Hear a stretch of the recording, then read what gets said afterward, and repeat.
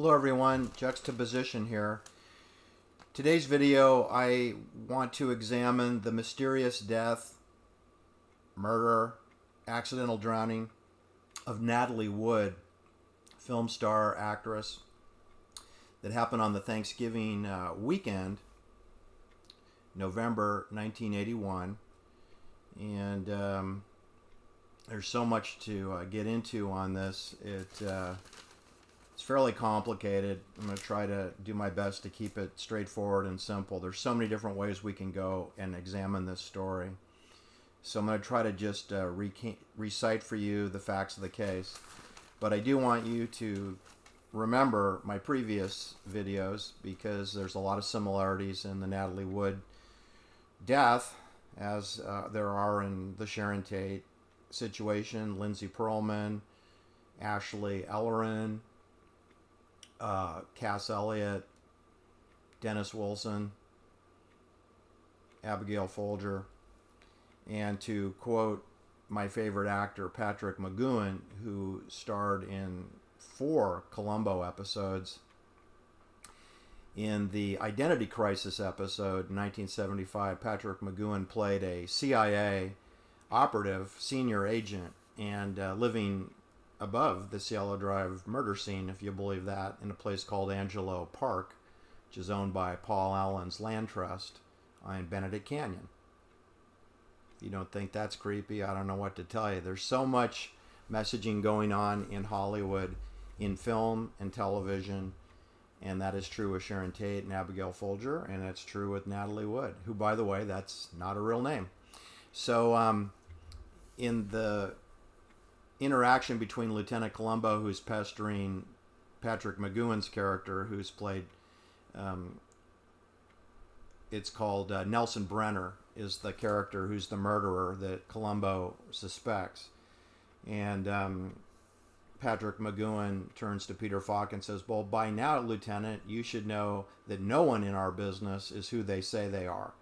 And that applies to the Natalie Wood mysterious death. So keep that in mind. All right. So having said that, Natalie Wood was not born Natalie Wood. She was born Natasha Zakharenko, which kind of sounds like a KGB agent, right? Natalie Wood was born Natasha Zakharenko on July 20th, 1938 in the city of San Francisco, which used to be a beautiful city. It's not really true anymore, but anyway, it was a great time in 1938 in San Francisco. And Natasha Zakharenko was born to Russian immigrant parents. So right there, that's a red flag, because how do Russian immigrant parents end up in the city by the bay? You know, and so that's kind of a magic castle trick. So I'd like to know more about her parents, but I believe they must have been in the clandestine services. That would be my supposition, is that her parents were well connected.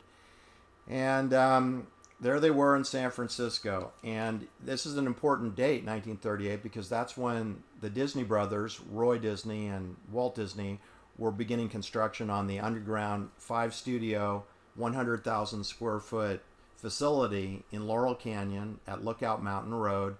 Technically, the address is 8535 Wonderland Avenue, which is off Lookout Mountain Road, which will take you over to where Natalie Wood's parents finally owned a home at 7708 Woodrow Wilson Drive, which is a gated compound. It's very difficult to find 7708 Woodrow Wilson Drive. Very difficult, because it's Woodrow Wilson Drive off Woodrow Wilson Drive. It's the same scenario as Cielo Drive. You could drive past the Cielo Drive crime scene 100 times before you realize that you can't find it, because it's on Bella Drive. That's the whole point. It's not on Cielo Drive. It's on Bella. So the sooner you realize you got to make a left turn on Bella, the sooner you'll find the front gate, which you'll never be able to get past. However, I do recommend Angelo Drive and turn right on Sunbrook, and then park your car and climb up the ice plant. You'd be right on the property, lickety-split. Way quicker than wasting your time on Cielo.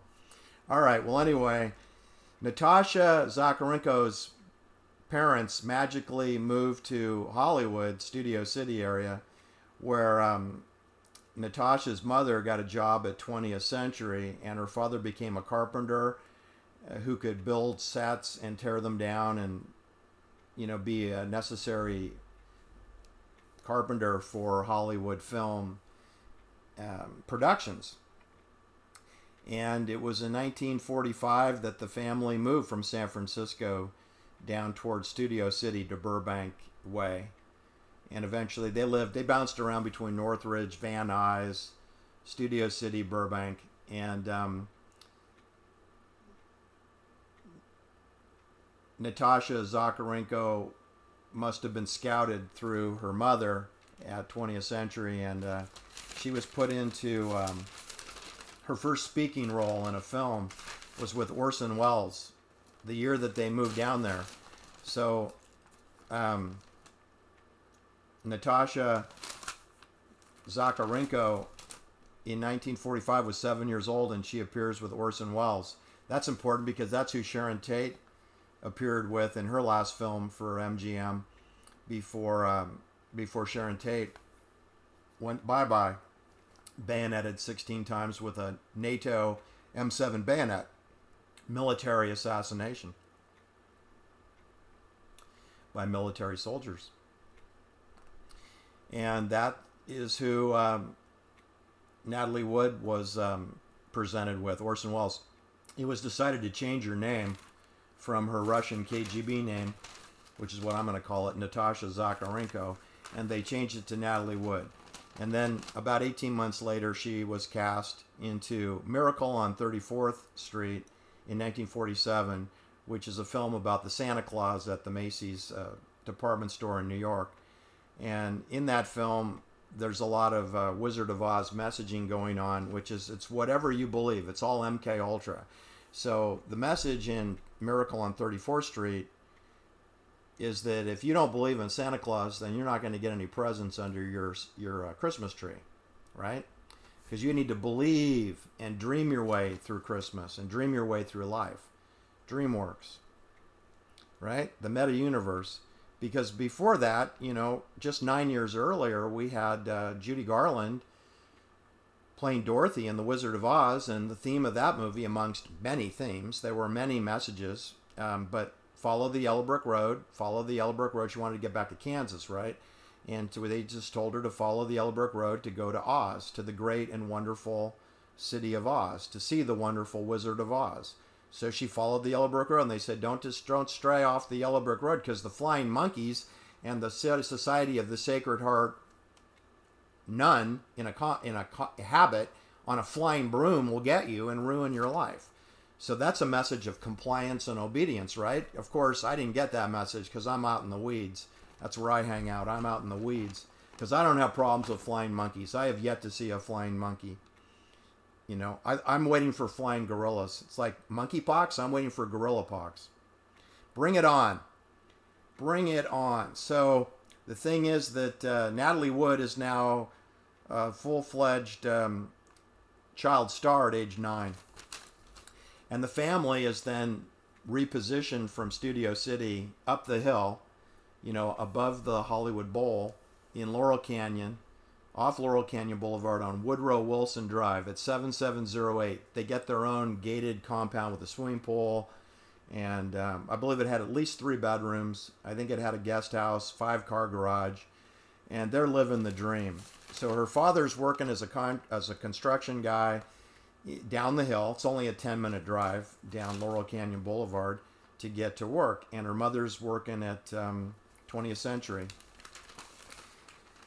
And that's how things go. And things really accelerate from there.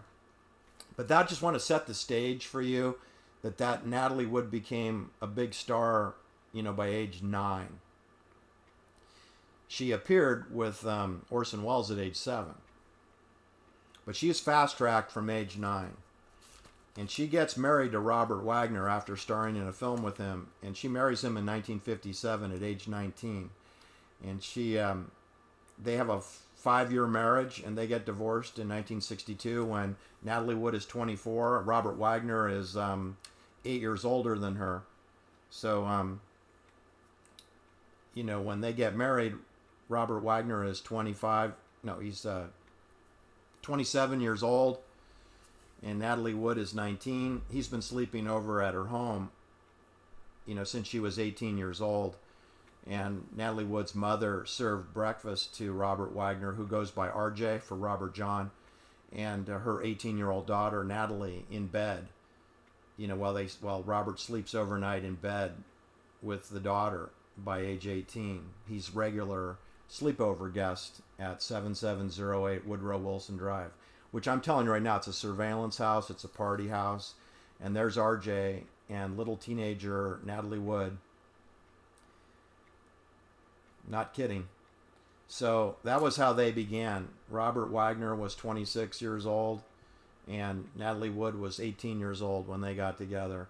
Anyway, they were married a year later. It's pretty quick. And they got divorced. Then Natalie marries immediately. Well, not immediately, but pretty quickly. She marries a British actor who's connected with royalty and the clandestine services, a guy named Richard Gregson. And they produce one daughter who they named Natasha. So now we have a Natasha back in the picture. And Richard Gregson was a producer in Hollywood, but you should know that Richard Gregson's uncle was mysteriously drowned in the River Thames in London in 1933. So, it's sort of like Roberto Calfi was hung by a rope from the Blackfriar Bridge over the River Thames in 1982, June 1982. And I can assure you, he was heavily involved with private banking for the clandestine services. So whenever you get drowned or murdered in the River Thames, that's code for you're in the community, right? So they have a marriage that lasts about 3 years, and then they get divorced, and immediately she remarries Robert Wagner. But this is complicated because it's rumored she was also having an affair with an FBI agent for 9 months while she's pregnant with Robert Wagner's daughter, Courtney. So Natalie Wood has a second daughter, this time with Robert Wagner, and she's apparently having an affair with an FBI agent concurrently. And there's a rumor about why she divorced Robert Wagner in 1962 is that she caught him with a man having sex, and that's what torpedoed that first marriage. So in the case of Natalie Wood, she's had 3 marriages with 2 men. She married Robert Wagner, divorced him, married Richard Gregson, who I think is a clandestine producer for Hollywood / British intelligence. She marries him. They have a 3-year marriage, have a daughter. Then she gets divorced, remarries Robert Wagner. They have a daughter, Courtney, in 1974. And then... So that's 3 marriages, and she's married to him up until her death on November 29th, 1981. Robert Wagner, just so you know, he's had 4 marriages with 3 women. So Robert Wagner, RJ, was married to Natalie Wood, 1957, 1962, gets divorced. He quickly marries Marion Marshall. They have a daughter whose name is Katie Wagner. She's born on May 11th, 1964. See, so he didn't waste any time. He married Marion Marshall, quick like a bunny rabbit. And then they get divorced. And then Robert Wagner remarries Natalie Wood in 1972 up until her death.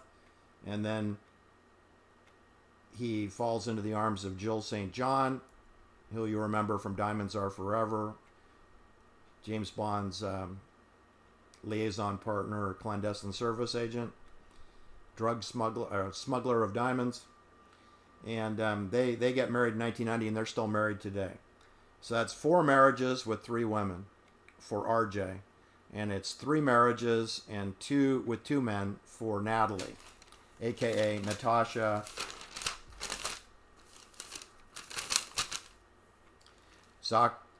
Zakharenko, who has a daughter named Natasha. Natasha Gregson. Man, is it hard to keep track of all these relationships. It's just like the Dennis Wilson situation, right? Anyway, you should know that sometime around Thanksgiving, which was the 26th of November, 1981, Natalie Wood, who's 43 years old, Robert Wagner, who's 51 years old, Christopher Walken, who's 38 years old, and then Captain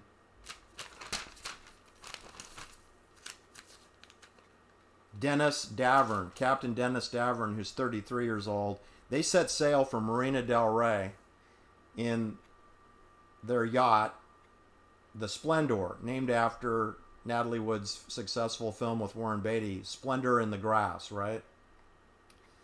And the Splendor is a 55-foot yacht, motor yacht.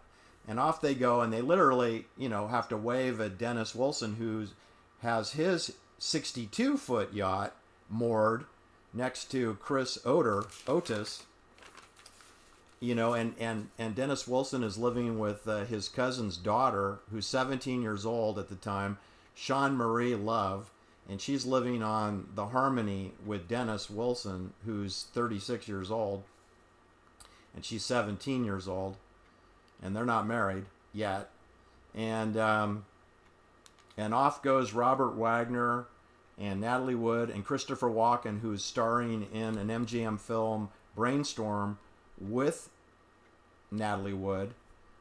And off they go to Santa Catalina Island, and specifically to anchor in Isthmus Harbor, one of the two harbors at the Santa Catalina Islands. And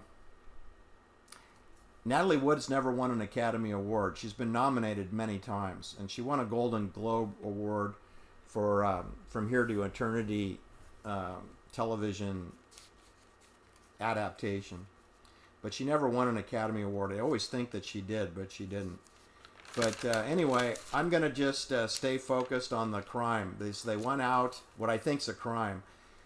So these four people motor over to Santa Catalina. They proceed to drink and carouse and take this little inflatable raft, which is called the Prince Valient, and they motor. It has a little engine in it, and they motor from the big yacht, the 55-foot Splendor, and they take the little Prince Valiant over to the pier, and then they go to the hotel, has a restaurant there, and that's where they actually book rooms in the hotel, and they use the restaurant quite a bit and spend time around the island, I suppose. Don't really have a good record of what they did on the island. But there is a record that they got into arguments and that there was flirting activity going on between Natalie Wood and Christopher Walken. He's 4 years younger than her. And Robert Wagner doesn't like it, or they're drinking and they're arguing, and Natalie Wood is arguing with her husband, and Christopher Walken is arguing with Robert Wagner, and they're arguing separately and together as a group, and it's all very awkward, and Christopher Walken's trying to sort of stay out of it, and it's a very awkward situation going on for a number of days leading up to Saturday night, the 28th. That's when things, I think, reach a boiling point, is Saturday night. And a decision is made to go back to the yacht Saturday night. That was probably a mistake. So they should have stayed in separate rooms at the hotel, but they didn't. They go back to the boat, to the yacht. So it's 55 feet long, so it's a yacht. And I will read you an account that someone else wrote. It's better than what I could do. So it's written by a fellow by the name of Jim Watson. And he spoke to a longtime islander, Doug Bombard, who was actually the manager of the two harbors at Santa Catalina Island at the time. So, while Santa Catalina Island generally receives favorable press worldwide and is looked upon as a happy place, free of the world's care, from time to time events do occur on that island that create tragic headlines, and this would be one of them.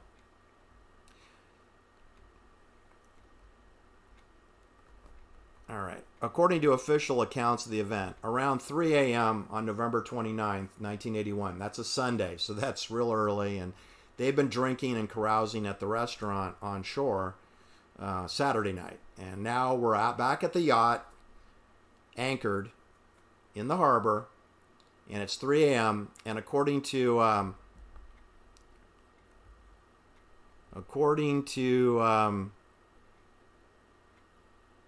the story, Natalie Wood was said to have disappeared after going up on deck of the yacht, which belonged to both her and her husband, Robert Wagner. Actor Christopher Walken was also aboard and allegedly in his own private cabin. It's not that big of a yacht. I mean, Johnny Carson had a 128-foot yacht, so now that's a big yacht. And he had 5 staterooms. This is 55 feet long, so as big as that sounds, I'm here to tell you, if you put 4 adults, 3 men and a woman, that's kind of close quarters in my opinion.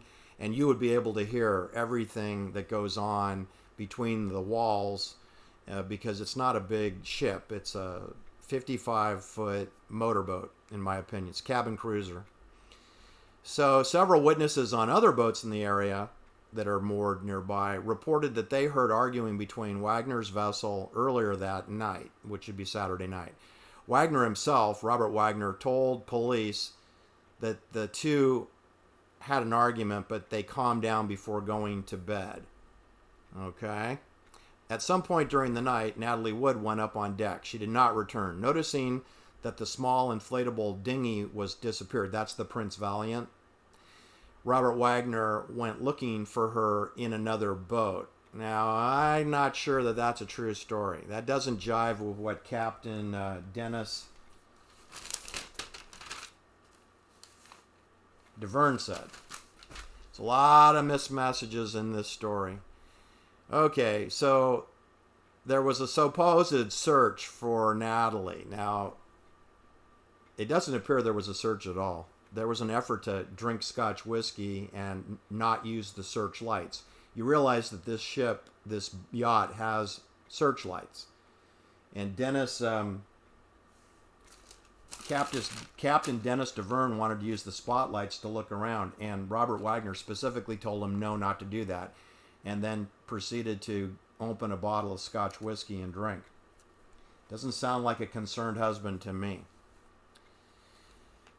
Okay, so I think what I'm reading is actually an inaccurate account.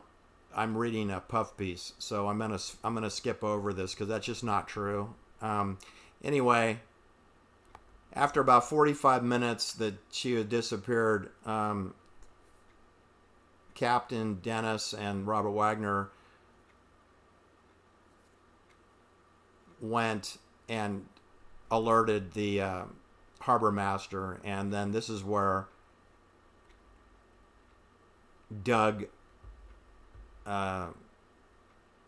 Bombard gets involved as the manager of the harbor. And so there is a decision to start searching in a legitimate way, and Doug Bombard is involved in that. And as he rounded Blue Cavern Point, Doug Bombard noticed a small red-colored bubble floating on the surface about 100 yards offshore. The red bubble turned out to be a pocket of air in Natalie Wood's. She had a orange down jacket. I used to have one of those. And that was what was floating, was holding up Natalie's body, because she had swallowed a lot of water. So she actually would have gone to the bottom like Dennis Wilson did at Marina del Rey. Remember? He was at the bottom of the 12 feet deep harbor in Marina del Rey when he was found. Anyway, there they found Natalie Wood's body hanging feet first from underneath the water from the jacket's arm sleeves. So I hung on to her, said Doug, and she was heavy. Her lungs were full of water, and she was hanging from the orange jacket. I hung on to Natalie and called out to one of my shore boats, and they came and helped me lift her into the boat. By that time, Doug knew she was long gone. And with that, the case was as cold as it ever got, and there was no rigor mortis because the water was really cold. So after the body was found, that was when Robert Wagner and Christopher Walken visited Doug at his office, which is at the foot of the pier of Isthmus Harbor, and they told him what they thought happened. So those two had got together and agreed on what the cover story was going to be. And look, I could go on with this, but that's essentially it in a nutshell. So let me just cut to the chase here. You got Captain Dennis Tavern, age 33. You got Robert Wagner, age 51. You got Christopher Walken, 38. You got Natalie Wood, 43. 3 men and a woman on a 55-foot yacht that's not that big, called the Splendor. They've been drinking. At least 3 of them have been drinking. Not really sure about Dennis Davern. But anyway, Natalie Wood couldn't swim and she was afraid of water. So I'm here to tell you there's no way she's going to put on a flannel nightgown and a orange down jacket and get into the Prince Valient little raft at 3 a.m. in the morning in pitch darkness and try to find her way to the shore. No way. So we all agree that there was arguing, and Dennis Tavern said that Robert Wagner broke a wine bottle when he was having enraged conversation with Christopher Walken and Natalie Wood together, the 3 of them. So I'm here to tell you that there's bruising on Natalie Wood's arms, and she had a mark on her face. So it looks like Robert Wagner hit her and grabbed her and threw her into the water. And then he detached the what appears to be the Prince Valient inflatable raft and sent that out to create the illusion that Natalie must have been on the raft and then she fell out of the raft when she really got thrown off the stern of the Splendor. And when Robert Wagner told Dennis Tavern to look for his wife, and Dennis said, well, we should alert the shore and turn on the searchlights, Robert Wagner said, no, don't do that. Just look around in the darkness for her, which is crazy. You're not going to find anyone in pitch darkness in the water. Are you crazy? You need the searchlights and you need backup. You need help. So it wasn't reported for over 45 minutes while Robert Wagner drank scotch, whiskey. And look, all these people, Christopher Walken, Robert Wagner, Natalie Wood, they're all in the Hollywood community. And you should know that after this incident happened, Robert Wagner invited Dennis Tavern to live in his guest cottage in his Beverly Hills home, where he could keep close surveillance on Dennis Tavern, who didn't own a car. But Robert Wagner provided limousine service for Dennis Tavern if he wanted to go somewhere. So he really controlled Dennis Tavern. His transportation, he was surveilled for the next 2 years. He also got him a Screen Actors Guild card and employed Dennis Tavern as an extra in Hollywood for the next 3 years. Dennis Tavern became a Hollywood actor for the first time in his life after he was the skipper of a boat where the owner drowned. Anyway, that's kind of it in a nutshell as far as the crime scene. Thomas Noguchi rolled it an accidental drowning, of course, but that doesn't mean anything. That's what they wanted it to be.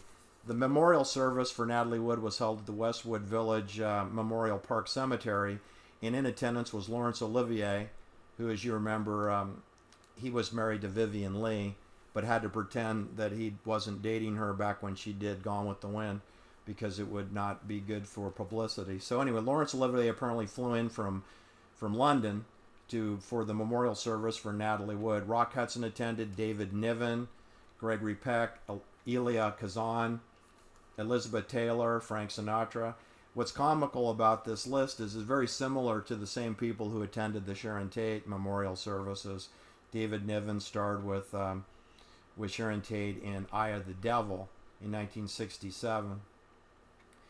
And certainly Sharon Tate knew Frank Sinatra. She knew Frank Sinatra's daughters. She just finished a film with Dean Martin called The Wrecking Crew. Dean Martin and Frank Sinatra are very good friends. Sharon Tate was friends with Dean Martin's daughters, Frank Sinatra's daughters. And these are the same people who, 11 years later attend the Natalie Wood memorial service. It's a cult, people. It's a community. It's a community cult. There's absolutely no doubt about it.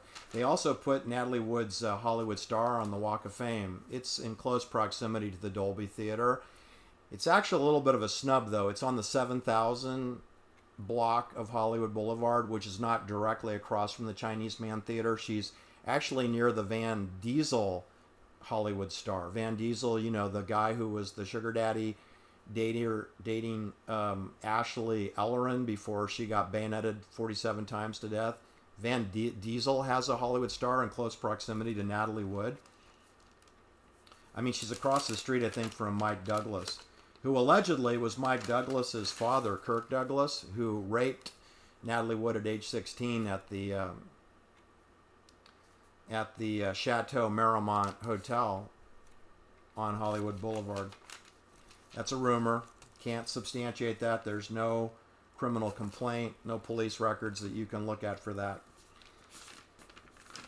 I could spend 3 weeks talking about the films and the messaging involving Natalie Tate, but I won't. But I want to just tell you that, I smell a rat here. I smell a rat. I don't think there's nothing accidental about this. There's nothing accidental about a 43-year-old woman drowning at 3 a.m. in the morning. There's nothing accidental about this.